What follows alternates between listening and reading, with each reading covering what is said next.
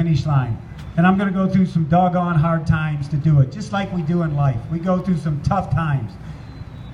A lot of us come out the other side. Some don't come out the other side, and we learn from that. But this gentleman we're about to show you a video of, his name should be Never Give Up. Check it out. I used to weigh almost 360 pounds, and I had lost a bunch of weight because one of my sons basically asked me to lose a bunch of weight because he was worried about me. And I won a contest. I won a national contest and was asked to do some photos, and photos turned into videos, and videos turned into a commercial. And during the commercial with Marie Osmond, she said, you know, you lost all this weight. What are you gonna do now? I said, I'm gonna be an Ironman. And then I went home and Googled it that night to see what it was, and I said, oh damn, I don't know how to swim. So I went to camp. I went to the camp, and all these people at the camp were just elite athletes.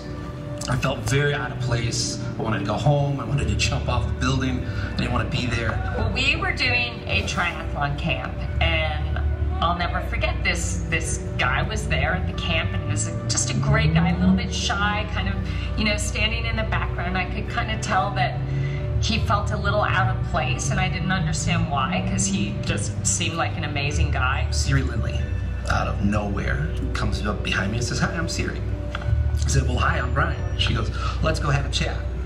And like an hour changed my life. So I went over and I said, hey, come on into my office. I just made some room my office. And I said, let's sit down and talk. And we sat and talked for like 90 minutes about, you know, his life and where he was at, and, you know, the place he was in that moment. And this began an incredible relationship, coaching partnership. And she got me set up with her wife, Rebecca Key. And Beck and Siri have been my mentors through this journey ever since. So I have a pretty awesome company. He's just incredible. Like, he'll get up at 3:30 and work out, and that's where I feel like training age groupers, I didn't really know how it would be. I haven't coached a lot, but I absolutely love it because the gratitude they have and the appreciation they have, and how much I appreciate how they fit everything in with juggling work and kids. And he's got kids with autism as well, and it's just a big ask to get him to get up and put the work in for an Ironman. He's never faltered. Like, I honestly have so much respect for him, and they always say, oh, the pros are amazing. No, we're not. We sleep, eat, train, and that's all we get to do. We don't have to work. We don't have to usually look after our kids. Usually we have a very supportive partner, and I honor him. Lake Placid was my first shot 6 months after the photo shoot.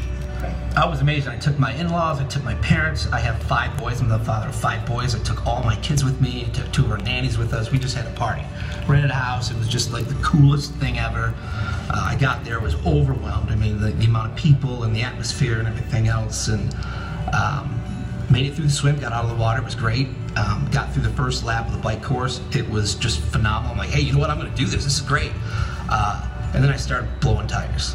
I blew 5 tires in a stretch of about 10 miles. Everybody said, oh, it never happens. That just doesn't happen. Well, it happened to me. And I made it to the bottom. I was 3K away from the finish. And that was it. I missed the cutoff by, I think, 1.5 minutes.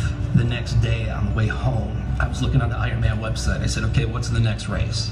And it was Mount Tremblant. Get out of the swim real well. Got off the bike, and it was a very difficult bike course in my opinion. And then I got into the tent, got ready to go, took that first step, I'm like, oh, this is gonna be rough. And then at the end, where they run you into the village, I could hear Mike Riley, I could hear everybody screaming and yelling, and I looked down at the clock, it wasn't midnight. And I said, hey, I'm gonna do this. And when I finished, I felt like Tom Brady. I felt like I won the Super Bowl. Mike's screaming, everybody's yelling, there's just hundreds of people all over the place, it was crazy. I go through the finish line, you are an Ironman, all that great stuff, only to find out I was 7 minutes and like 3 seconds short. So it lit this fire inside of me, and I tried 3 more times. Back to Tremblant, 2016 was a huge rainstorm where it was just a torrential downpour. I missed the bike cutoff on the second turnaround. I tried Boulder last year and missed by 3.5 minutes for the final cutoff to make through the end of the marathon. And then I went back to Tremblant last year and missed the cutoff by 0.3 of a mile. The thing about Brian, I feel like he's not angry about not having made it. I feel like he gets the fact that this is a journey. Exactly. And with each step along this journey, with each time that he's just missed it, there's something more to learn. There's more growth to be made. Somehow he's managed to do this, and I really feel like this could be the day where he gets across that finish line in the cutoff. He's missed it so closely a couple of times. I think he missed it by 8 kilometers last year, so fingers crossed. I'm going to do it, and I'm going to go back to Mont Tremblant in August, and I'm going to do that, and we're going to get it finished. So I'm 0 for 5, but it's the closest 0 for 5 you'll ever want to see, and now it's a chance at redemption.